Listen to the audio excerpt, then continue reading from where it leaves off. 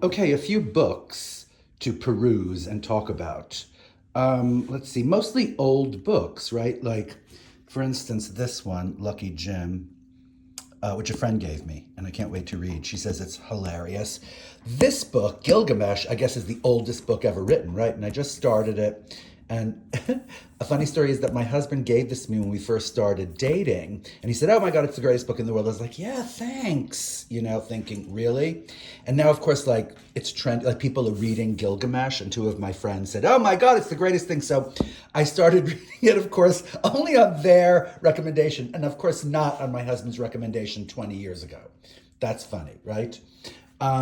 What else? Oh, Agatha Christie. Speaking of incredible novels, old novels, I just finished these books. I finished this one, The Murder of Roger Ackroyd, which was a page turner. And then this one called The Murder at the Vicarage. And I just started another one called, let's see, Murder on the Links. And I think I'm going to do Death on the Nile. Speaking of like, a little past its moment, but I love Amy Sedaris. And I just got this book because, you know what? I never looked inside of it. And it literally is the craziest book ever. Okay, wait, literally look at that. That's insane. I can't wait to get into this. What else? Oh, Somerset Maugham, I've been reading on a tear because also, like, I just finished this book called Theater by Somerset Maugham, which is incredible about this actress. And I guess they based that movie called Being Julia on that novel, but it's such a great novel. And this one is incredible. It's quite short, only like about 150 pages or something like that. And then I'm about to do this, Cakes and Ale, which I never read. Here's finally something contemporary, this book called Less, which I absolutely adored. It's very gay and very funny, but it's not a gay novel, it's just a really good novel. Okay, it's a gay novel. Let's see, speaking of gay writers, fabulous writers, Truman Capote, I've read this a few times, but I'm going to look at it again just because I love the way he writes. And then this kooky book called The Life and Letters of Madame de Sévigné, right?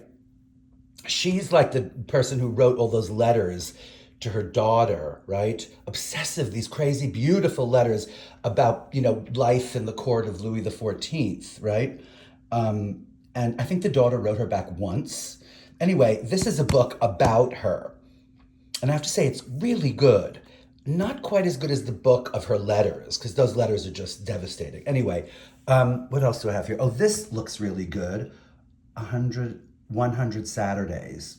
I love the cover by Myra Kalman, written by my friend Michael Frank. I can't wait to read that. And then this old nugget that's been on my nightstand, which I haven't looked at. I can't wait to read this, A Conversation About Music. And then here's a book that I read like 2 pages of and I really love already, by Jennifer Homans, a friend of mine. Jennifer, I have 6 copies of this book. I am not kidding you. I bought a copy. And then literally I think you sent me a copy. And then Caroline Cronson sent me I'm not kidding you, 5 other people's. I have 6 copies of this book. So if anybody wants one or wants one for their like country house or something, call me. Anyway, those are my books. And of course, like a million magazines as usual and a crossword puzzle.